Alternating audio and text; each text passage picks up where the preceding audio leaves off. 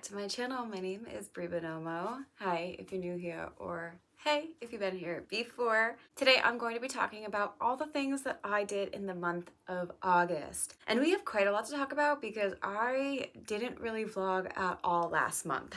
I took a vlogging break. I was a little burned out with the vlogging and I wanted to try to refill my well in other ways before I decide to jump back into consistent vlogging or just vlogging in general. So if you're new here, this is the video where I talk about all the books I read, the things I wrote, and some personal life tidbits that you may find interesting, or at least that I like to share. So without further ado, let's jump into the books I read. In the month of August, I read 4 books and completed a magazine. So I'll start with the magazine. I did read the Stygian Zine issue 2, mostly because my work was featured in it, but I also just like to support other authors, and because sometimes it is nice to break up my reading with short stories. These are like really great, whether it's like an ebook version or a physical copy. I have been reading this slowly throughout the months of July and August, just picking one up when I'm like kind of in the mood to read something short. And this collection has a mixture of short stories and poems. I do think I really like the poetry in this collection quite a bit. I feel like there was a lot of like beautiful language to be used in them, and overall I think the collection is fine. It's nothing that I don't think I have a favorite story out of it, unfortunately, and that includes my own. I don't even think my story is like the strongest story I've written in it, but I do like reading from other authors. Like there's some authors that are published, like I think one was published in Apex magazine, which is, if you're not new here, then you know that that's like a dream of mine to be published in one day. So there's like a really great variety of talent in here, and I really liked the stories. There's just not one in particular that was like, oh my god, this is hands down my favorite thing I've ever read. So overall, I really enjoyed it. I'm glad I have a physical copy and I can have it on my shelves now, and overall it was a fun time. Next, I have also been reading this story quite a long time, and that would be Brightly Burning by Alexa Dunn. I had this on an ebook copy. I bought it forever ago. I think it was on sale at one point and Alexa promoted it. She is a author tuber and is a traditionally published author, so I did want to pick up something written by her, and this is her debut. It is basically pitched as Jane Eyre in space, and it follows a young woman who, you know, her parents died. She is in the custody of her aunt, and then her aunt sells her to go to another ship and work and be kind of like the mechanical crew on it. So she doesn't really live in a very good situation. People are dying. There was a plague on this fleet because they're all up in space. Like the Earth has been through an ice age. Nobody can live on Earth anymore. So all the wealthiest people got in ships and have been orbiting the Earth. You know, there are some drawbacks of that. Like some of the ships don't have enough fuel anymore to stay afloat. So ships have gone down back to Earth and nobody's ever heard from them again.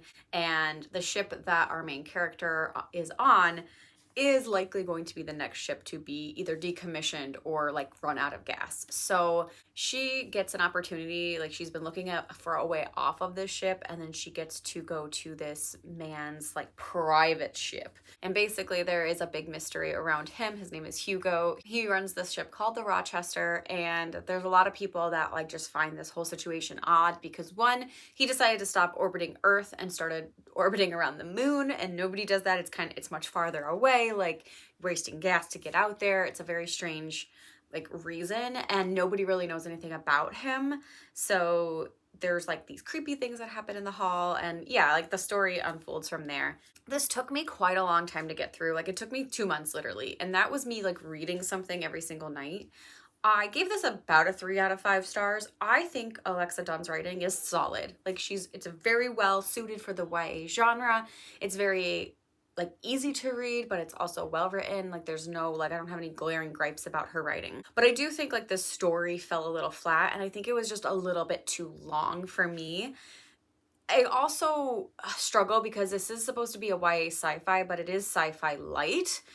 Like the technology isn't super fleshed out or anything like that. Like we are in space, so like the setting is sci-fi, but that's pretty much where it ends. Like there's not much more to that. I think what I find interesting too knowing Alexa Dunn's trajectory into mystery thrillers for the YA genre, is those were the most compelling bits for me in this novel. There were some mysteries and some things that kind of gave you that like sinking, like, ooh, what's gonna happen next? Is something bad gonna happen? Those were my favorite moments. Unfortunately, most of them didn't amount to anything anymore, and I was like, of course. But I really truthfully wanted this to turn into like a sci-fi horror thriller.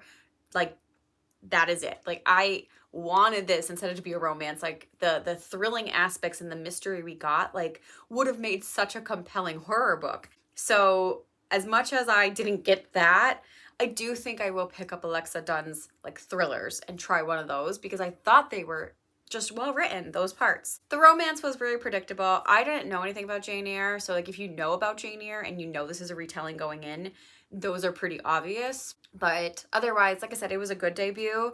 I could understand why it was picked up. It is a kind of a fun premise of a book, but I just wasn't anything like super impressed with it. It wasn't anything that's going to be my favorites. I would likely recommend this to certain people who may want to dip their toes into sci-fi, but like tend to really veer towards like fantasy or romance. I think they would really enjoy this book. But yeah, it was a good time, and I am at least happy I gave it a shot finally. Next, I finished The Rose and the Dagger by Renee Ahdieh. This is the sequel to The Wrath and the Dawn, which I read, it was one of the first books I read in 2023 in January, and I loved it. I was so surprised by how much I loved the first book. And the first book really follows the 1001 Nights retelling, where this king is like taking women and killing them, so nobody really like lasts that long in his court. But the main character, Charizard, is kind of tricking the king to keep her alive by telling him stories every night. And she uses this premise in the novel to do that in the first book. So this does pick up with the events of the first book, and I won't give it too much away, but this very much disappointed me. I didn't know what the hell was happening throughout this entire book. Like, it felt like such a distinctly different book from what I read in book one. I just felt like there was a premise to get a sequel out because of how the first book ended, but nothing felt connected otherwise. We also got a dual POV in this book with Charizard's sister, and I hated it. Like, I did not care about her sister at all. I didn't care about the sister's romance. Like, nothing, it just felt so flat. And then I think a big issue is that because of how the first book was, you have this king who, or like the prince that's going to become king, is like killing these women, and people resent him for this, but they remain in power. So you have like a rebellion forming because this king they define as cruel, and Charizard gets to know the true prince and starts to fall in love with him. So I thought the sequel was going to be following like their romance and their relationship and navigating that, as well as like the political mechanisms that had been laid out in the first book, and like the hatred for the king, like seeing maybe how they're trying to like break the curse that was under the family and get the people to sway and understand that like he didn't mean it and he wants to prove himself to be a good ruler. I don't feel like that happened in this book. I don't know if other people got that out of it, but I really needed this to be more political focused. And instead, like, the romance of two characters were kind of at the forefront, but the main romance that we followed in the first book was like barely in this at all. So it was a big heartbreak for me, honestly. And I don't know what I want to do. I honestly, this is one of those times where like, even though I have the sequel, I may unhaul just the sequel and just keep the first book on my shelves, because I don't think I'm ever going to want to revisit this book in particular. Even though the first book ends on a cliffhanger, I think I would rather like look at that as an entity, because this just disappointed me so much. Next, I finished a memoir called Men Have Called Her Crazy by Anna Marie Tendler. I will preface this by saying I had no idea who Anna Marie Tendler was at all in any capacity. The only reason I picked up this book is because it was offered to me as an ARC through the publisher, and I enjoy memoirs about mental health. I don't need to know people to enjoy the memoir and to get something out of it, to learn about people's experiences and to be able to use that as both a human being and a counselor. I just find people's stories very fascinating, which is why I probably, one, am a writer, and two, am a counselor. So I went into this book not knowing anything about it, and then having found out like 3 or 4 chapters to the end of the book who she actually was, I was like, oh, okay. And people apparently have very strong opinions about her, which I did not know about. So I only know John Mulaney, like, barely. Like, I know he's a comedian. I know there was a whole scandal, and he's now with Olivia Munn, and they have a child together, and I think they're married now too. So, like, I do know the scandal bit, just because, like, that's come up on my feed. But I had no idea that he was married to Anna for, like, 10 years. I didn't know anything. So, long story short, this novel follows Anna's journey as she is like kind of recounting like how men have impacted her, or how she like at least perceives they've impacted her, as well as like her mental health stay in 2021, 2022, where like she finally kind of broke down, her marriage was falling apart, and she just needed help. This memoir does have a lot of triggers. It's mental health focused, but there is talk about suicidal thoughts, self-harm, and eating disorders, even though the last one, the eating disorders, are not like focused on at all. But it is like in her hospital stay and like everything that like, you know, led up to that moment. I did enjoy it for the most part, like as much as you can enjoy someone's like issues that they're going through, but I do feel like there were things that were missing, and I also felt like there was sometimes a little bit of lack of self-awareness from the author's point of view. It's clear, in my opinion, and by the end of the book, that this woman is still on her healing journey. Like, she is not fully self-actualized, she's not self-aware, she does still have work to do, but I kind of like was okay with that because I liked reading from the experience of like where she's at now. The biggest thing is that there were some times where like I didn't feel like how she perceived the wrongs from men, like I didn't feel that they like were super impactful, and that is just me as an outsider because I am not going to say that they weren't meaningful and like detrimental to her mental health, because that is her experience at the end of the day. So I'm not criticizing her experience. I am going to critique though how it's written and how it comes across, because there are a few times where she mentions things that were like profoundly impactful to her, but the way that it reads, it just kind of seems that she's whining. And I don't think that's what she intended to, because it clearly meant a lot if she's writing about it, you know? So it's just the way that it was reading to me just felt like I'm like, this doesn't really seem that impactful to you. Like, why are you having such a problem with it? And then other people have pointed this out in their reviews. And I also, having now like, you know, known what the situation was, I thought it was weird reading it that she mentioned like 2 or 3 times that she had a husband, and like did not talk about the husband at all. And I thought that was so strange to be having a book about men and how they impacted her mental health and not mention a 10-year-long relationship. I thought it was very bizarre and a weird choice. It was a choice, clearly, but I think like a big part of that probably was what led her to the mental health stay in a psychiatric hospital, and it was gone. So I thought we were going to be leading up to that point. And then at some point, it like skimmed over the divorce. And I was like, oh no, we're not going to get anything about her relationship at all. So like I said, I don't want to speculate why she didn't choose to include it. It was just very weird for this, like, to have a title, Men Have Called Her Crazy, and then not have such a pivotal relationship in the book. That said, I will also say that there is a trigger warning for animal death in this book. In that chapter, which it is dedicated towards, I was already having a really, really rough week at work mentally. I was very emotionally drained that week, and I sobbed like insanely bad at that chapter. Like I think I would have cried either way, but like I was like full like crying in my bed, like couldn't sleep. It was just a rough week. And that chapter was very well written, even though like I hated reading it because it was so damn sad. So just a couple things to note. While I would probably read something else by this author, I would really want more in depth. So if she did come out with a part 2 and talked about her divorce, I do think I would read that, because I think that was what was missing in this book. And lastly, I also finished another series, and that would be Devil in the Device by Laura Beth Johnson. This is the sequel to Goddess in the Machine. I also read this back in 2023 when I was reading The Wrath and the Dawn, and I had figured that I would like read both of them and then like finish the sequels pretty quickly, and I didn't. But I liked this sequel much better than The Rose and the Dagger. I thought it tied things up nicely. I thought there was even more sci-fi components, and I really appreciated that. So the first book is Goddess in the Machine, and it follows this woman named Andra. She's 16, and she was supposed to wake up 100 years in the future and on a different planet. And instead, she wakes up 1,000 years later. And everything is very strange on this planet. People talk weird. They are calling her goddess. And she does not know anything that is going on in this new world.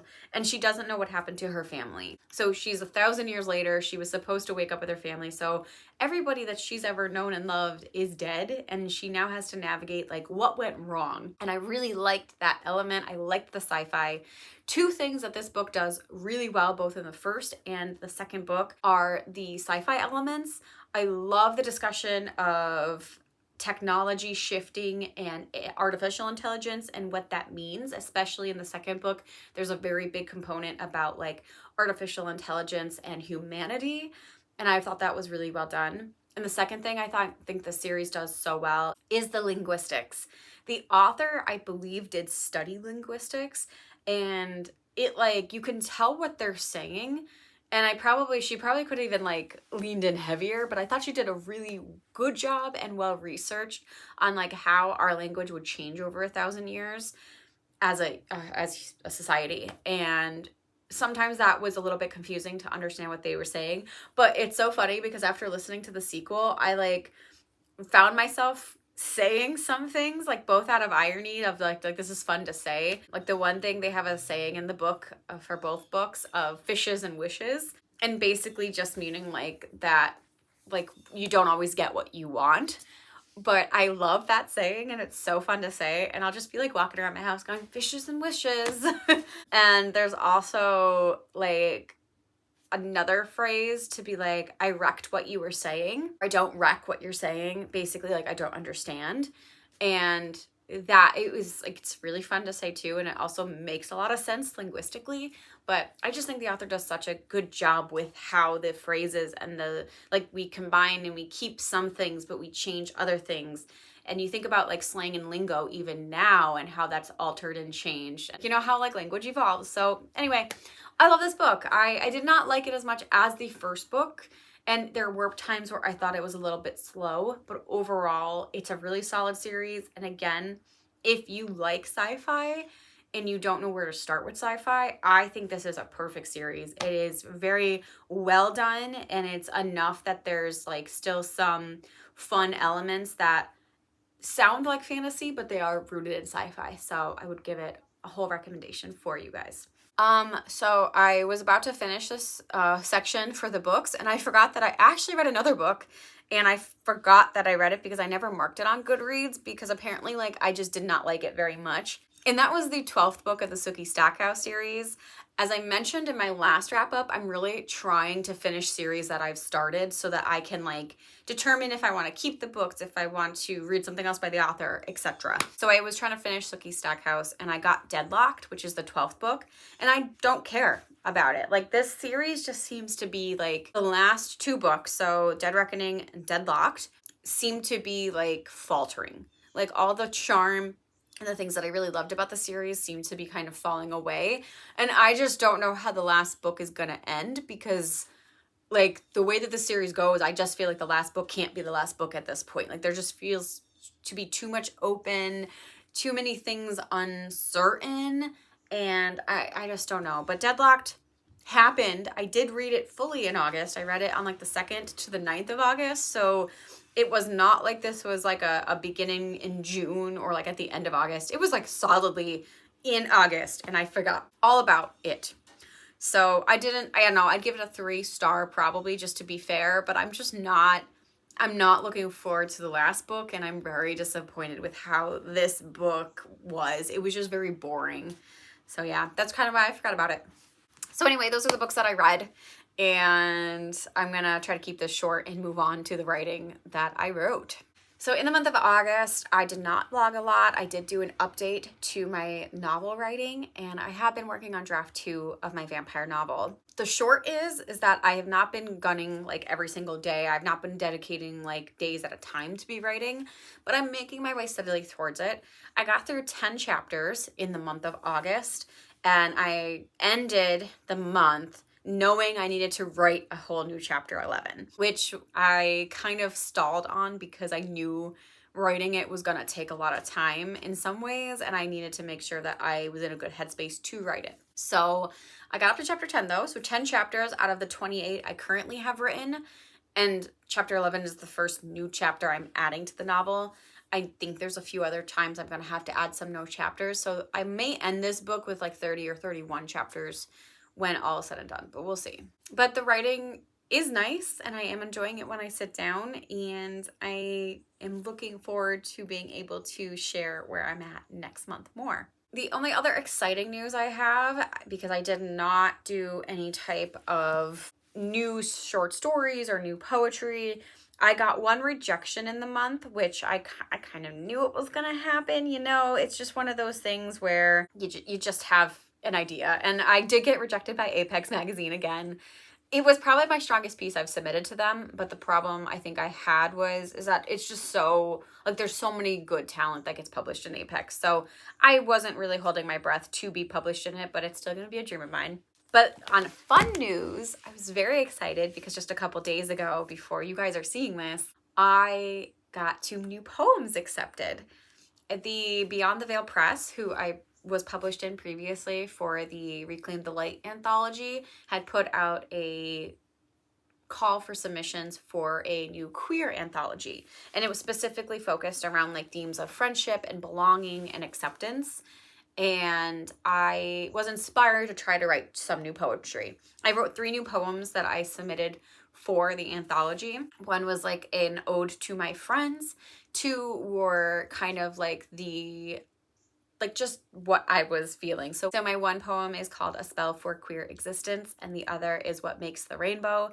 And the spell is essentially, it is a spell. It is a way of looking at the elements and calling them forth to be confident in yourself as a queer person.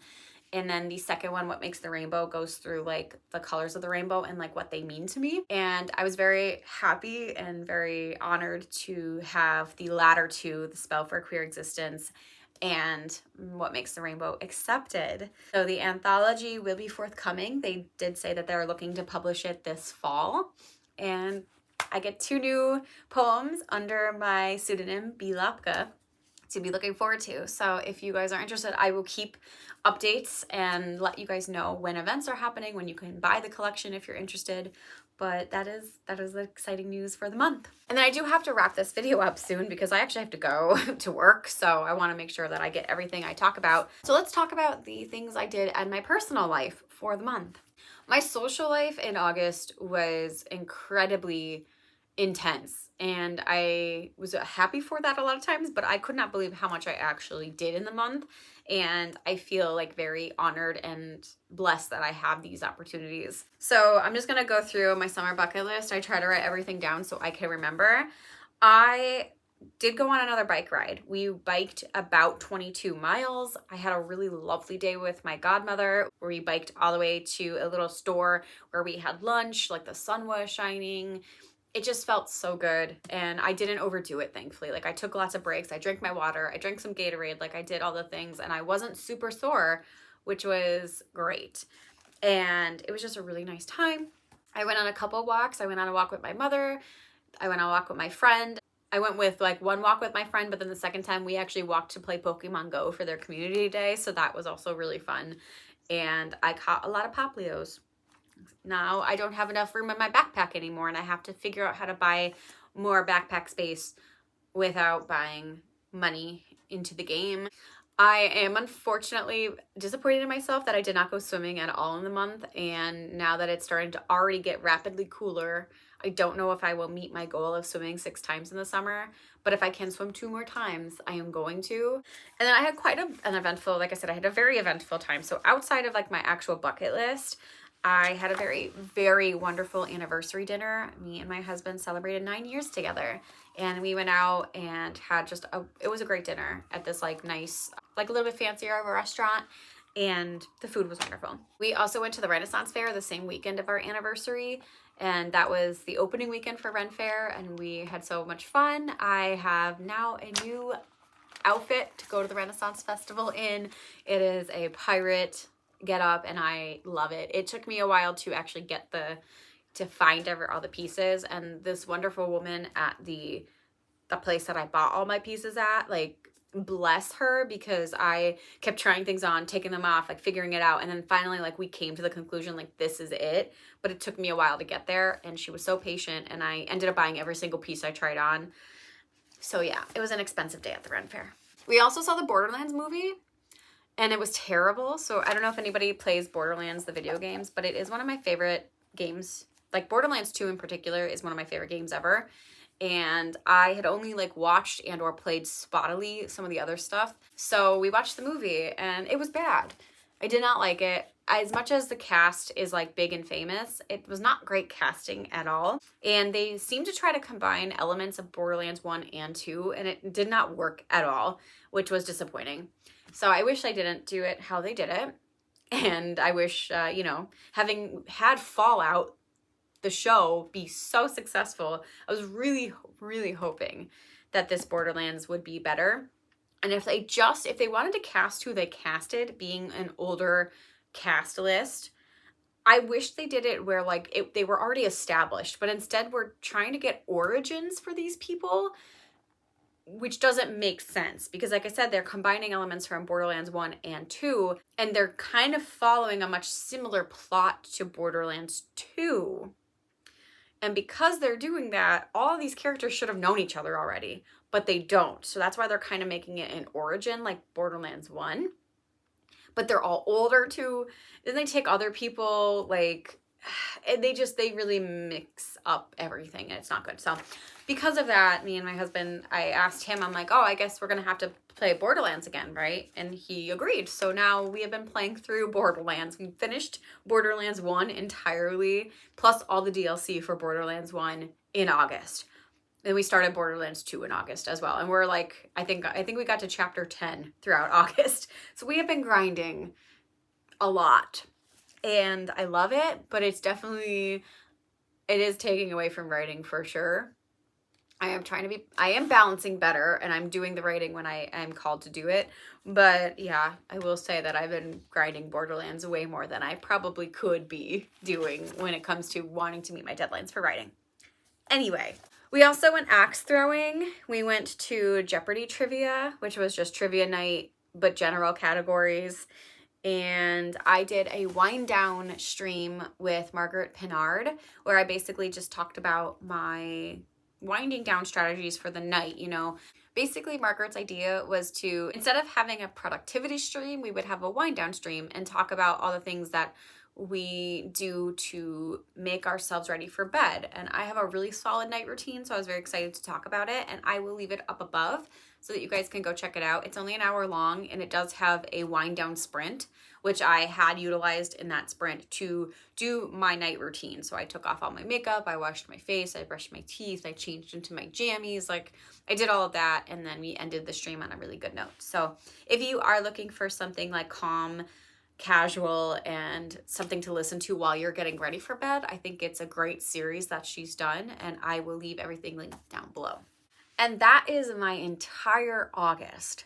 The bad thing about trying to do these wrap-ups when I'm not vlogging is that I haven't talked to any of you guys about any of this throughout the month.